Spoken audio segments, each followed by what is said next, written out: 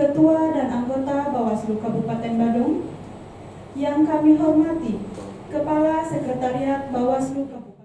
Bawaslu Kabupaten Badung belum menemukan adanya dugaan pelanggaran administrasi, kode etik, termasuk pidana pemilu. Karena pencalonan potensi pelanggaran tidak hanya pada 3 hal tersebut, tetapi juga ada potensi sengketa. Sekiranya ada calon tertentu yang dinyatakan tidak lulus ditetapkan oleh KPU, dari hasil proses itulah Bawaslu yang menangani. Itu diterangkan Ketua Bawaslu Kabupaten Badung, I Ketut Alit Astasoma saat rapat konsolidasi penguatan kelembagaan Bawaslu di Kabupaten Badung dengan media massa di Kuta, Badung, Selasa 30 Mei 2023. Tahapannya banyak ya. Pertama terkait dengan tahapan pemutahiran daftar pemilih itu masih proses ya. Sebelum ditetapkan sebagai DCT itu dinamik ya. Dia masih akan terus dibenahi validitas ya, elemen data pemilih itu. Karena ini kan terus berkelanjutan dari proses coklit, penetapan DPS, penetapan DPS-HP termasuk DPT nanti.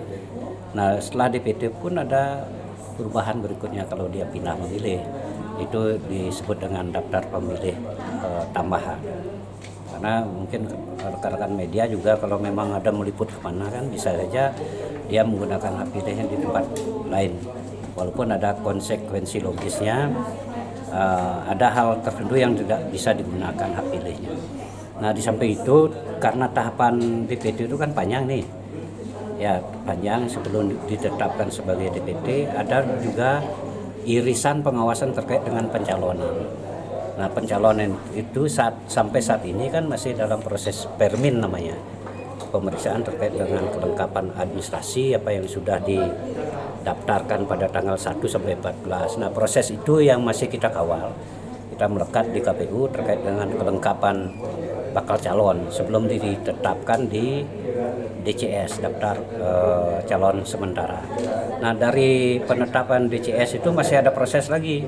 Sekiranya partai politik itu ada hal-hal yang mau ditambahkan, umpamanya perempuannya memang perlu diganti, atau kurang serak dari parpolnya, mau mengganti dengan calon siapa, ya masih ada proses. Sebelum nanti pada akhirnya ditetapkan sebagai DCT, daftar calon tetap. Itu dari kami itu masih ada proses panjang itu sebelum ditetapkan menjadi daftar calon tetap. Kita kan masih dalam proses ya. Dari proses kelengkapan administrasi itu masih kita proses terkait dengan kelengkapannya. Karena KPU kan masih menerima berkas ini. Di internal KPU juga melakukan proses, kita juga melakukan proses melekat terkait dengan kelengkapan. Nah, sekiranya pada saat proses pengawasan itu ada indikasi dugaan pelanggaran, ya secara otomatis kita lakukan analisa ya sebelum menyatakan bahwa itu ada dugaan pelanggaran. Nah, itu dugaan pelanggaran itu tidak hanya kategori kelengkapan administrasi, tetapi juga ada potensi terkait dengan pidana pemilu, termasuk pelanggaran administrasi. Di samping itu juga ada etika, pelanggaran etika di sana. Barangkali dalam proses itu ada hal yang memang etikanya di penyelenggara, terutama dalam hal ini KPU. Yang tidak lengkap, nyatakan lengkap, itu ada potensi ke sana. Nah, itulah kewenangan kami, termasuk kewajiban kami memastikan syarat administrasi pencalonan itu memang betul-betul sesuai dengan prosedur mekanisme yang seharusnya ditaati sesuai dengan ketentuan PKPU 10/2023 terkait dengan calon. 2014 ya.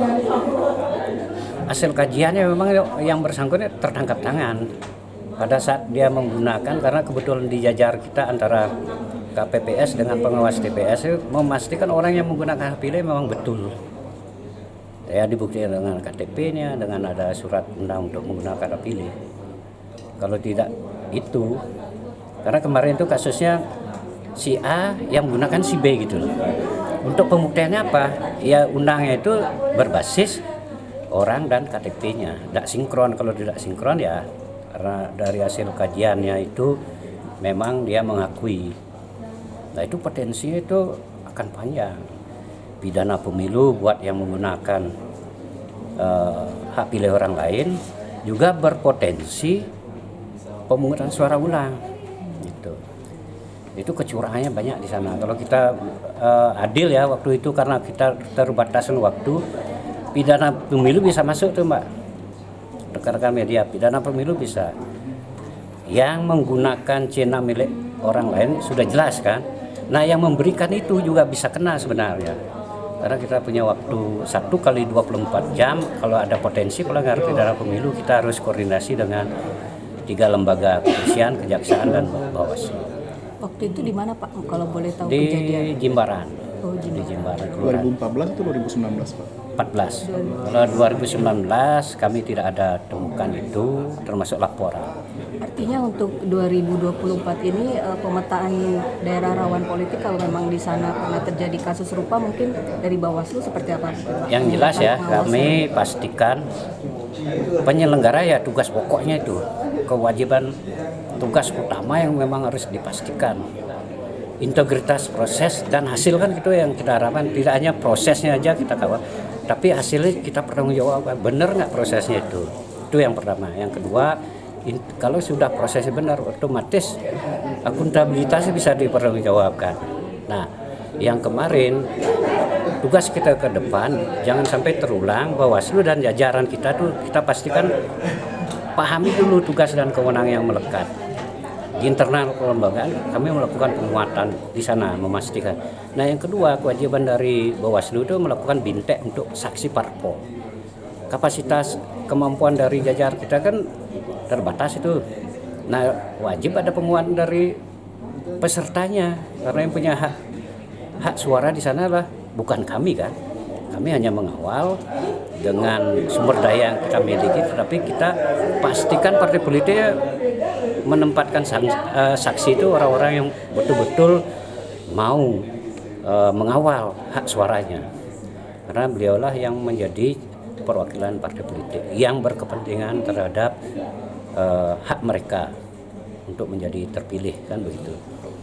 Menurut Ketua Bawaslu Badung, dinamika sebelum penetapan DCT masih banyak, dan itu masih dilakukan pembenahan-pembenahan. Ini masih berkelanjutan dari proses coklit, penetapan DPS, sampai termasuk penetapan DPT. Untuk itu pihaknya terus mengawasi prosesi setiap tahapan.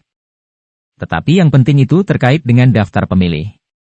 Tidak hanya terpaku pada calon peserta pemilu saja, karena calon peserta jajaran penyelenggara berkewajiban untuk memastikan prosedurnya, tata caranya harus benar.